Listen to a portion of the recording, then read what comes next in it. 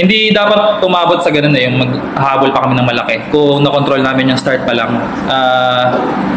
ang reminder sa kanila, katulad nung sa next lead, hindi porket nag-up na kami ng 2-0, yung medyo may complacency. Hindi nila sinasadya, pero mas nagiging, sobrahan siguro yung pagka-relaxed. So, yung mga ganong runs, happy kami na nakuha pa rin namin, pero kung may iwasan, sana mas magawa namin na para next time.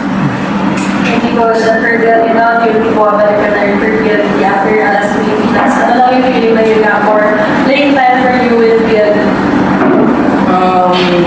Siguro po para sa akin, nung nakabalik na ako sa team ko, sa mother team ko, is nagano ako, I mean, sa training, nagpuspusa talaga training, inaano talaga yung system nila coach, yung mga coaches, kasi syempre galing sa Las Pilipinas yung system doon, tapos yung system ng mother team ko is iba. So, nag-focus talaga ako sa system nga namin ngayon na nakabalik ako sa yan.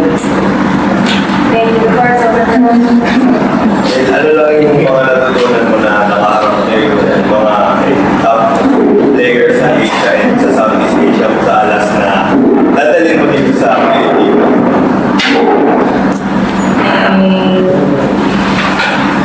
Siguro yung maturity kasi as a player then iba talaga yung feeling kapag matured ka na sa laro, I mean, sa team, then yun nakaka-boost din ng confidence kapag yung sa namin, experience ko yun, share ko rin yung mga natutunan ko sa Las Pilipinas sa team.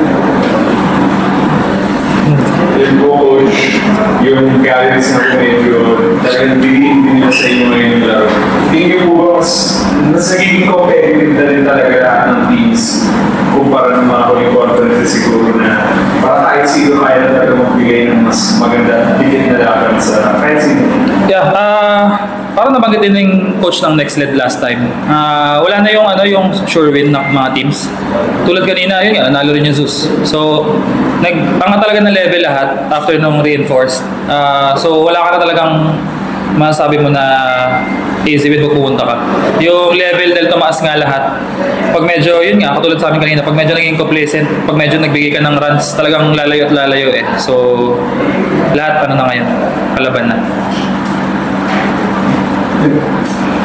Coach, hindi maganda na sinabi mo, tsaka yung kanina na hindi na dapat umabot sa ganun. Anong kailangan gawin ng PLDT para siguro sumabay dun sa sinabi niyo umakat na lahat ng team para hindi na maulit na may ganito yung nakaraan nakakahabol yung next day. Ngayon, hindi na rin kayo sa gadgets. Siguro yung yung mabilis na pag-refocus kapag nagkakaroon ng ganung runs. Kasi yun nga, hindi na push over yung mga tao eh. So, lahat magaling, lahat malakas na. Ang mas pine-prepare kasi namin yung kapag kami individually yung nahihirapan para makakabalik agad. Pero yung mga ganitong baliktad naman, kami yung nag-dominate ng dalawa. Kailangan din na kami mag-relax na magbigay or alam mo yun, maging complacent pa. So mas yun eh. So yung next time namin, katulad ng pag-remind ko kanina, yun nga, hindi porket naka 2-0 na medyo bababa yung level. Kailangan maging same lang hanggang dulo. Kung naalala niyo, kasi nag-15-21, tapos nag-10-2 yung PLDT. Ano siguro yung focal point ng usapan na yun sa team na para hindi bumigay pa, na hindi nabigyan ng set yung guidance? Hindi naman siya yung pinag-usapan pa namin ng sadya. I mean, sa preparation namin, sinasanay sila ng ganun na hindi sila yung lamang humahabol palagi. Para yung mga ganung situation, kung sakaling mangyari, tulad nga ngayon, medyo sanay na. So doon kami medyo nag-focus all this time Kaya lang yun nga, ang kinalayo naman ng kalaban kanina, complacency namin, so hindi pwede mangyari. Pero kung yun nga, para rin ma-ready kami sa mga top teams din na alam naming matibay, na hindi kami agad titiklop. Coach, next game you will be against Capital. So ano lang yung mindset ng team against that match, especially Capital, talagang lumalaki naman sila every game? Ang naraman ko sa kanila, sakto na every game parang patibay na patibay yung kalaban namin. So kahit wala naman na yung Tushoba sa capital, nadala ni Tolenado yun eh.